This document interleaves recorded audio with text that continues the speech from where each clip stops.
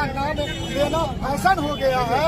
इस प्रकार से ओछी टिप्पणी करके पूरे भारत के नहीं बल्कि पूरे दुनिया में दलित, पिछड़ा, आदिवासी, मुसलमान लोग जो रह रहा है उनको अपमानित करने का काम किया, भारत को अपमानित करने का काम किया। क्योंकि भारत का संविधान जो है, आज हम भारत के संविधान के दायरे में रह रहे हैं, वो भारत का संविधान भी जो है बाबा साहब अम्बेडकर जी ने लिखा है। और बाबा साहब को इस प्रकार से अपमानित करने का काम कहीं न कहीं गृह मंत्री जी को बहुत ही भारी पड़ेगा।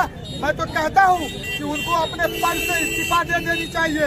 उनको अपने पद पर बने रहने की कोई हक नहीं है। जिस प्रकार से वो टिप्पणी करते हैं, बाबा साहब को नाम को मिटा देंगे। वो जो बाबा साहब करके चले गए हैं, आज तक किसी भारतीय नेता ने नहीं किया है। बाबा साहब ने जो करके गया है, आज तक कोई भारतीय नेता नहीं करके गया है। बाबा साहब को सिर्फ आरक्षण के दायरे में सीमित रखना, ये कहीं ना कहीं अपमान है बाबा साहब का।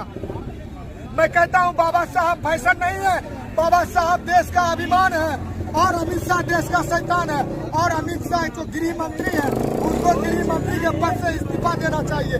अगर वो इस्तीफा नहीं देते तो कहीं ना कहीं जो है हमारे बहुजन को जो अपमान करने का काम किया, देश की जनता को अपमान करने का काम किया, देश में जो संविधान के अनुसार देश चल रहा है, वो संविधान को अपमानित करने का काम किया।